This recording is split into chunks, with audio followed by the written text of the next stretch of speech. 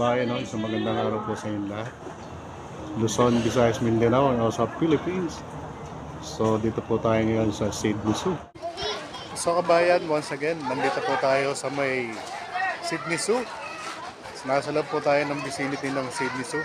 So alamin po natin kung ano po yung makakain dito sa loob ng Sydney Zoo para just in case na pumunta po kayo rito ay alam niyo po kung ano po ang inyong kakainin dito po sa loob ng Sydney Zoo.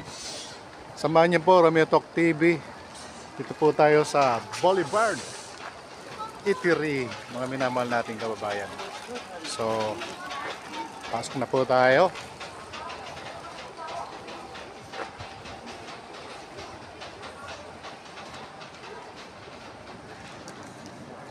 So, yan, may mga soft drinks dito, no?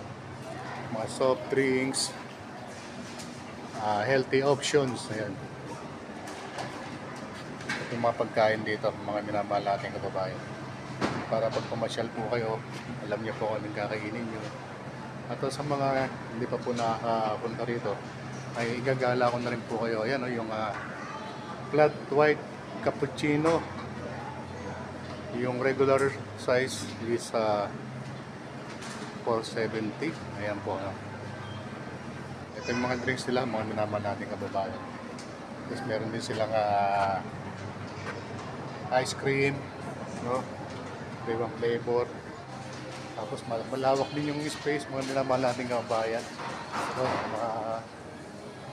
So ito po yung Boulevard Eatery. So let's get it in, mga minamahal nating kababayan. So ayan, may mga soft din sila rito.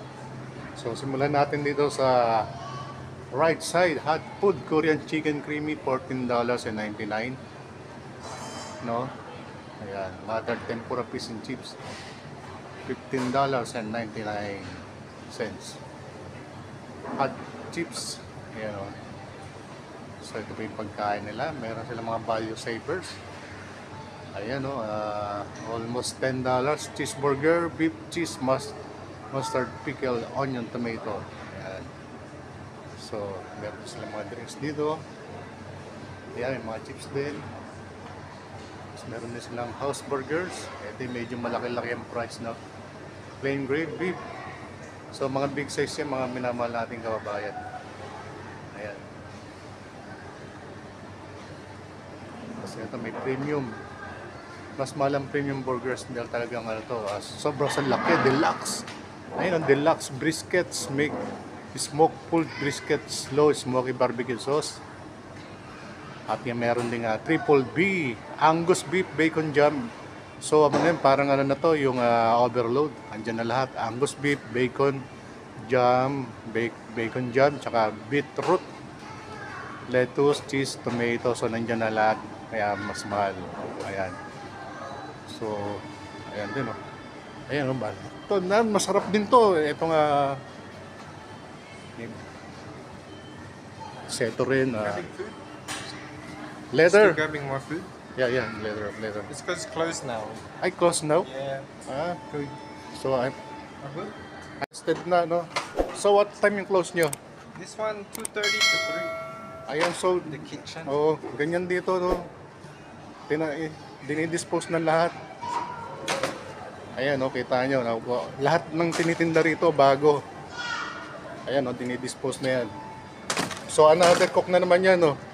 Another cook? Another cook. Yeah, another cook. Yeah, but tomorrow again.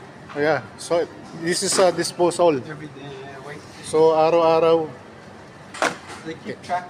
oo, araw-araw, tinatapon na lahat. Kaya dito, talagang bago lahat ang tinda rito. Okay. Ayan, so thank you. No worries.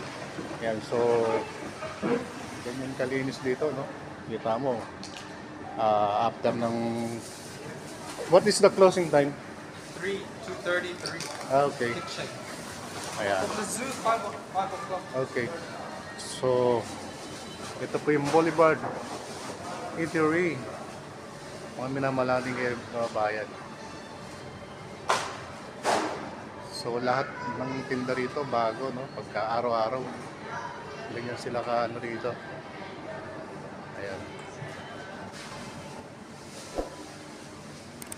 So 3 o'clock nagsasara na sila, mga minamahal nating kababayan. So malinis dito, kita niyo lahat ng ano, kaya luto lang, dispose na lahat, no? Okay. So once again, thank you so much to all of you.